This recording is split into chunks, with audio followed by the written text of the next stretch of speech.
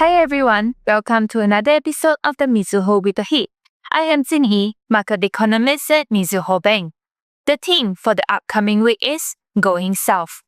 Even as US equities recovered last Friday, the S&P 500 remains 1% down compared to the prior week, amid tariff headlines and softer forward-looking indicators of US consumer sentiment.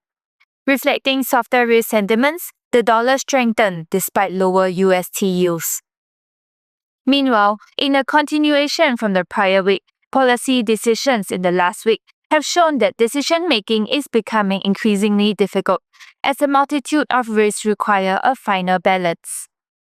Bank of Korea cut rates amid downwardly revised 2025 GDP growth forecast to 1.5% from 1.6 to 1.7% in January, but hinted that easing pace was still dependent on any rebound in household debt and FX markets. The apprehensiveness was reflected in only 2 out of 6 members expressing openness to another rate cut in the next 3 months.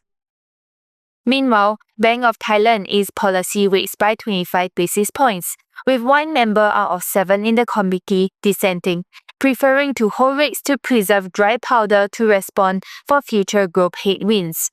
Despite growth concerns, this is unlikely to be an outright easing cycle given that Bank of Thailand's statement alludes to structural woes weighing on growth.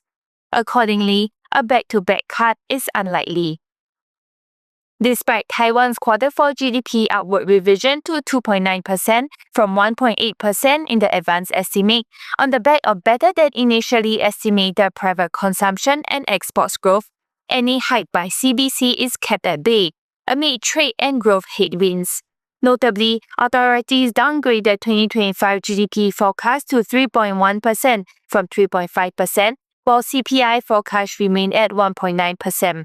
The CBC will likely lean on the cautious side of the policy calculus for now.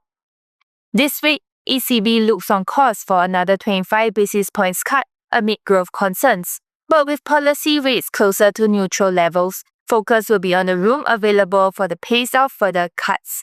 Meanwhile, BNM stands out as an outlier, being set for another hold amid resilient growth and contained inflationary pressures.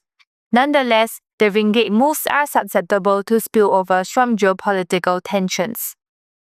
Down under, Australia Q4 GDP should accelerate on base effects, but balance of risks are tilted to the downside and provide credence for RBA's cut on growth concerns.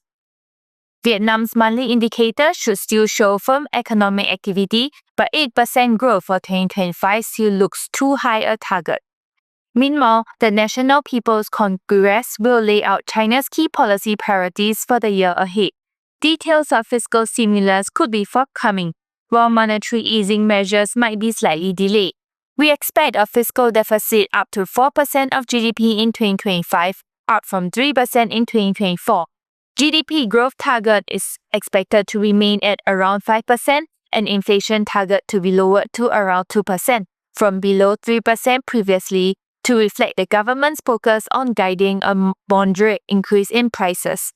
Traditionally, China's inflation targets were primarily aimed at preventing the economy from overheating. Regardless, all-in risk sentiment should remain subdued as markets navigate a tricky geopolitical landscape. With that, we have come to the end of this episode. For more information on the key events for the upcoming week, please refer to our week ahead publication or contact your respective sales desk and RMs. And for regular notifications on our market views, please subscribe to our channel and hit the notification button. Thank you and bye-bye.